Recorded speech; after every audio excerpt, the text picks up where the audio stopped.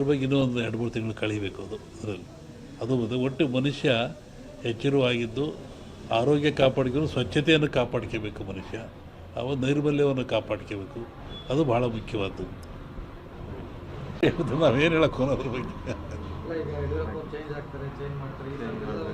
ಅದು ಹಾಗೇನಿಲ್ಲ. ಮೊನ್ನೆ ಗ್ರಹಣಗಳು ಎಲ್ಲ ಬಂತಲ್ಲ, ಇದು ಭಾರತ ಕಂಡ ಜಗತ್ತಿನಾದ್ಯಂತ ಇದ್ರ ಭವಿಷ್ಯ ಅಂದರೆ ರಾಜಕೀಯ ವಿಪ್ಲವ ಅಂತದೆ. ಅಮೇರಿಕಾದಲ್ಲಾಯಿತು, ಮತ್ತು ಎಲ್ಲ ಕಡೆ ಆಗ್ತಾ ಇದೆಯಲ್ಲ, ಹಾಗೆ ಇಂಡಿಯಾನೂ ಸೇರಿದಂತೆ ಜಗತ್ತಿನಾದ್ಯಂತ ರಾಜಕೀಯ ವಿಪ್ಲವ ಆಗ್ತದೆ, ಏರಿಳಿತ ಆಗ್ತದೆ ಅಂತ ಒಂದು ಮಾತಿದೆ. ಅದು ಗ್ರಹಣಗಳು ಫಲದಿಂದ. ಅದಿನ್ನೂ ಡಿಸೆಂಬರ್, ಇನ್ನೂ ಒಂದು ಜನವರಿ ಒಳಗೆ ಟೈಮ್ ಇದೆ ಅದಕ್ಕೆಲ್ಲ. ಒಬ್ಬರ ವಿಷಯ ನಾನು ಹೇಳಲ್ಲ, ಜಗತ್ತು ರಾಜಕೀಯ ವರ್ಗದ ಬಗ್ಗೆ ವಿಪ್ಲವ ಅಂತ ಹೇಳ್ತಾರೆ.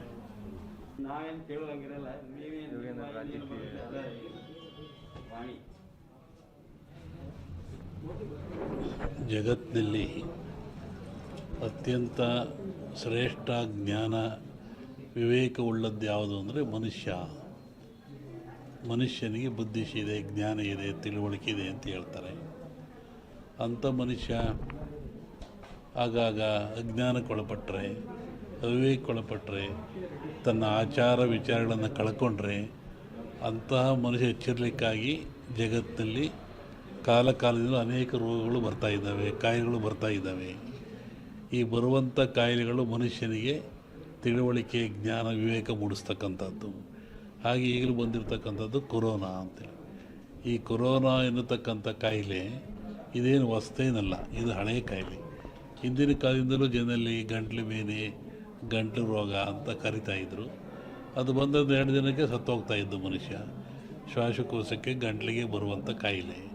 ಇದು ಯಾತ್ರಿಂದ ಬರುತ್ತೆ ಅಂತ ನಾವು ಸ್ವಲ್ಪ ಯೋಚನೆ ಮಾಡಿದರೆ, ಸ್ವಚ್ಛತೆಯನ್ನು ಮನುಷ್ಯ ಕಳ್ಕೊಳ್ತಾ ಇದ್ದಾನೆ. ಆರೋಗ್ಯ ಅಂದರೆ ಸ್ವಚ್ಛತೆ ಅಂತ. ಆ ಕಳ್ಕೊಳ್ಳೋದ್ರಿಂದ, ಸ್ವಚ್ಛತೆ ಶುದ್ಧ ಇದರಿಂದ ಮನೆಯಲ್ಲಿ, ಹೊರಗೆ, ಒಳಗೆ ಎಲ್ಲ ಕಡೆ ಕಳ್ಕೊಂಡ್ರೆ ಕಾಯಿಲೆ ಬೆನ್ನರ್ತಾ ಇದೆ. ಇಂತಹ ಕಾಯಿಲೆ ಇದು ಘೋರವಾಗಿರ್ತಕ್ಕಂಥ ಕಾಯಿಲೆ. ಕೇವಲ 1 ಗ್ರಾಮ್ ತೂಕ ಇರತಕ್ಕಂಥ ಕಾಯಿಲೆ ಇದು ಜಗತ್ತನ್ನೇ ಎದುರಿಸ್ತಾ ಇದೆ. ಮನುಕುಲಕ್ಕೆ ಇದು ಮಾರಕವಾಗಿದೆ. ಇದು ಮುಂದೆ ಇನ್ನೂ ಹೆಚ್ಚಾಗೋ ಲಕ್ಷಣಗಳು ಭಾಳ ಇದ್ದಾವೆ ಜಗತ್ತಿನಾದ್ಯಂತ. ನಾನು ಹಿಂದೆ ಒಂದು ಹೇಳಿದ್ದೆ, ಸಿರಿವಂತ ಮಗನುಟ್ಟಿ ಆಳುವನು ಮುನಿಪುರವ, ಯುದ್ಧವಿಲ್ಲದೆ ಮಡಿಯ ಪುರವಲ್ಲ ಕೂಳಾದೀತು. ಸಿರಿವಂತ ಮಗನುಟ್ಟಿ ಆಳುವನು ಮುನಿಪುರವ. ಮುನಿಪುರ ಅಂದರೆ ಅಮೇರಿಕಾ ದೇಶವನ್ನು ಸನ್ಯಾಸಿ ಊರು ಅಂತ ಕರೀತಾರೆ. ವಿಷ್ಣು ವಾಮಾವತಾರದಲ್ಲಿ ಅಲ್ಲಿ ಅವನು ಭೂಮಿ ತುಳಿದಿದ್ದು, ಸಂಪದ್ಭರಿತ ರಾಜ. ಅದು ಸನ್ಯಾಸಿ ದಾನ ಕೊಟ್ಟದ್ದು, ಅದನ್ನು ಮುನಿಪುರ ಅಂದರು. ಆ ಮುನಿಪುರ ಒಬ್ಬ ಸಿರಿವಂತ ಹುಟ್ಟಿ ಆಳ್ತಾನೆ. ಡೊನಾಲ್ಡ್ ಮನೆ ಹೋದ ಸಾಯ್ಕೊಂಡು ಕುರಿಯ ಇಕ್ಕೆಯಲ್ಲಿ ಲಿಂಗವನ್ನು ಕಂಡು ದೈವಾರಾಧನೆ ಮಾಡಿಕೊಂಡು ಬಂದಂಥ ಒಂದು ಸಮಾಜ. ಪ್ರಕೃತಿಯ ಮೇಲೆ, ಗಾಳಿಯ ಮೇಲೆ, ಭೂಮಿಯ ಮೇಲೆ ಅವರು ಅಡವಿಯಲ್ಲಿದ್ದ ಕಂಡದ್ದು, ತಿಳಿದದ್ದು, ನೋಡಿದ್ದು, ಅನುಭವಿಸಿದ್ದನ್ನು ಹೇಳ್ತಾ ಬಂದಿದ್ದಾರೆ. ಅದು ಕುರುವಿನ ರಟ್ಟು, ಕೆಲವು ಕಡೆ ಕುರುಬು ರಟ್ಟು ಅಂತಾರೆ. ಅದು ಕುರುಹಿನ ರಟ್ಟು. ಮುಂದೆ ಏನಾಗಿ ಕುರು ಅಂತ ರಟ್ಟು ಅಂತಕ್ಕಂಥದ್ದು.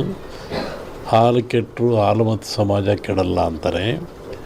ಹಕ್ಕ ಬುಕ್ಕರು ವಿಜಯ ಸಾಮ್ರಾಜ್ಯವನ್ನು ಕಟ್ಟಿದರು. ಇದು ಹೇಳೋ ಉದ್ದೇಶ ಏನು ಅಂತಂದರೆ, ಇವತ್ತು ಆಲಮತ್ ಸಮಾಜದವ್ರ ಕೈಲಿ ರಾಜ್ಯದ ಅಧಿಕಾರ ಇದೆ. ಬಿಡಿಸಿಕೊಳ್ಳೋದು ಅಷ್ಟು ಸುಲಭ ಅಲ್ಲ.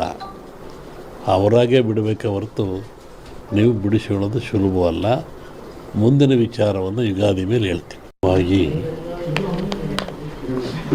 ಒಂದು ಭವಿಷ್ಯದ ಚಿಂತನೆ ಏನು ಅಂದರೆ, ನಮ್ಮಲ್ಲಿ 2 ಭಾಗ ಮಾಡ್ತಾರೆ. ಒಂದು ಸಂಕ್ರಾಂತಿಯ ಭವಿಷ್ಯ, ಇನ್ನೊಂದು ಯುಗಾದಿಯ ಭವಿಷ್ಯ. ಸಂಕ್ರಾಂತಿಯ ಭವಿಷ್ಯ ರಾಜರಿಗೆ, ಮಹಾರಾಜರುಗಳಿಗೆ, ದೊಡ್ಡ ದೊಡ್ಡ ವ್ಯಾಪಾರಸ್ಥರಿಗೆ ಮತ್ತು ಅನೇಕ ಘಟನೆಗಳು ಬರುವಂಥದ್ದು ಸಂಕ್ರಾಂತಿ ಪುರುಷನ ಮೇಲೆ ಹೇಳುವಂಥದ್ದು. ಇದು ಯುಗಾದಿ ಮೇಲೆ ಬರುವದ್ದು ಯಾವುದು ಅಂದರೆ ಚಂದ್ರಮಾನ ಯುಗಾದಿ. ಚಂದ್ರನನ್ನು ಆಧಾರವಾಗಿರಿಸಿಕೊಂಡು ಮಳೆ, ಬೆಳೆ, ನಾಡಿನ ಸುಭಿಕ್ಷತೆ, ಆಗುಹೋಗುಗಳು, ರಾಜರು, ಆಳ್ವಿಕೆಗಳು, ಅವಘಡಗಳು, ದುಃಖ ದುಮ್ಮಾನಗಳು, ಸಂತೋಷಗಳು ಇದ್ರ ಮೇಲೆ ಹೇಳುವಂಥದ್ದು ಯುಗಾದಿಯ ಸಂವತ್ಸರ ಫಲ ಅಂತ. ಇನ್ನೂ ಒಂದು ತಿಂಗಳು ಲೇಟ್ ಇದೆ ಯುಗಾದಿ, ಅದರಿಂದ ಆ ಫಲಗಳ ಹೇಳೋದು ಸ್ವಲ್ಪ ಕಷ್ಟ. ಈಗ ನೀವು ಕೇಳುವಂಥದ್ದು ಏನು ಅಂತಂದರೆ, ಮಳೆ ಬೆಳೆಗಳು ಆರೋಗ್ಯ ಮುಖ್ಯವಾಗಿ ನಮ್ಮ ದೃಷ್ಟಿಯಲ್ಲಿ ಕರ್ನಾಟಕಕ್ಕೆ ಬರುವ ಸಂವತ್ಸರದಲ್ಲಿ ಯಾವುದೇ ವಿಧವಾದ ತೊಂದರೆ ತಾಪತ್ರಯಗಳಿಲ್ಲ. ಮಳೆ ಬೆಳೆಗಳು ಚೆನ್ನಾಗಿ ನಡೀತವೆ, ಸುಭಿಕ್ಷತೆ ಇರ್ತದೆ ಮತ್ತು ನಾಡಿನಲ್ಲಿ ಯಾವುದೇ ಕೊರತೆ ಕಾಣ್ತಾ ಇಲ್ಲ. ಯುಗಾದಿಯ ನಂತರ ಕರ್ನಾಟಕದ ಬಗ್ಗೆ ಮತ್ತು ಜಾಗತಿಕ ಬಗ್ಗೆ ಭಾಳ ಅಜಾಗರೂಕತೆ ಇದೆ, ತೊಂದರೆ ಇದೆ. ಹೋದ ವರ್ಷಕ್ಕಿಂತಲೂ ಹೆಚ್ಚಿನ ಭೀಕರತೆ ಕಾಡುವ ಲಕ್ಷಣ ಇದೆ. ಅದನ್ನು ಯುಗಾದಿ ನಂತರ ಹೇಳ್ತೀನಿ. ಇತ್ತೀಚಿನ ದಿನಗಳಲ್ಲಿ ಎಲ್ಲರೂ ನೋಡಿದಂಗೆ ಭೂಕಂಪಗಳು ಹೆಚ್ಚಾಗ್ತಾ ಇದ್ದಾವೆ.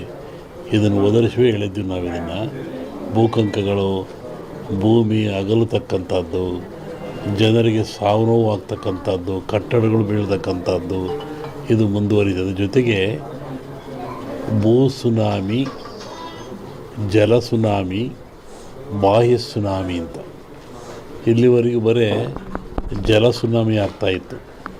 ಸಮುದ್ರದಲ್ಲಿ, ಸಾಗರದಲ್ಲಿ ಸುನಾಮಿ ಬಂದು ತೊಂದರೆ ಆಗ್ತಾಯಿತ್ತು. ಈ ಸತಿ ಭೂ ಸುನಾಮಿನೂ ಇದೆ. ಭೂಮಿ ಒಳಗೆ ಸುನಾಮಿಯಾಗಿ ಕಂದಗಾಗ್ಲಕ್ಷದ್ದು. ಜಲ ಸುನಾಮಿನೂ ಹೆಚ್ಚಿದೆ. ಬಾಹ್ಯ ಸುನಾಮಿ ಅಂತ ಬಾಹ್ಯಾಕಾಶದಲ್ಲೂ ಆ ತೊಂದರೆ ಆಗ್ತಕ್ಕಂಥ ಲಕ್ಷಣ ಇದೆ. ಅದನ್ನು ಯುಗಾದಿ ನಂತರ ಹೇಳ್ತೀನಿ. ನೀವು ಭಾಳ ಅಪೇಕ್ಷೆ ಪಡುವಂಥದ್ದು ರಾಜಕೀಯ. ಏನಾಗುತ್ತೆ, ಏನಾಗ್ತಾರೆ, ಎಂತ ಆಗ್ತಾರೆ ಅಂತ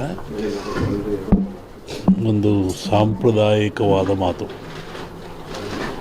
ಎಲ್ಲ ಧರ್ಮಗಳು ಇದ್ದಾವೆ, ಎಲ್ಲ ಸಮಾಜಗಳು ಇದ್ದಾವೆ, ಎಲ್ಲ ವರ್ಗದವರು, ದೈವದವರು ಈ ಭೂಮಿಯಲ್ಲಿ ವಾಸ ಮಾಡ್ತಾ ಇದ್ದಾರೆ.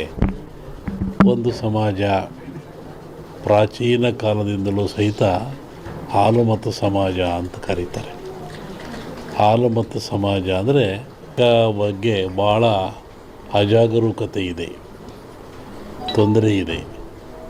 ಹೋದ ವರ್ಷಕ್ಕಿಂತಲೂ ಹೆಚ್ಚಿನ ಭೀಕರತೆ ಕಾಡುವ ಲಕ್ಷಣ ಇದೆ. ಅದನ್ನು ಯುಗಾದಿ ನಂತರ ಹೇಳ್ತೀನಿ.